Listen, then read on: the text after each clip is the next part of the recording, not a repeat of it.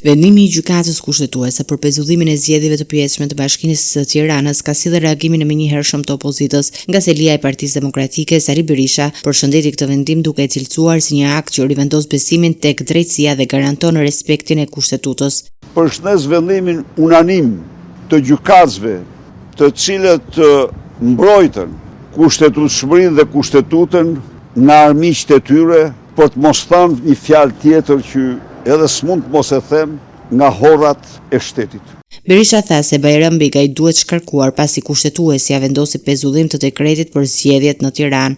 Ne kemi paraqitur kërkesën për impeachment. Zoti Begaj është i padenj jo për postën e presidentit, por zoti Begaj me dosjet që i rëndojnë është sklav i veprave të tij, i akteve të tij kriminale në plaçkitjen e pronave të ushtrisë me Edi Ramën. Prandaj dhe ai i lejoi vetes të firmos një vendim që kur nuk mund ta firmoste.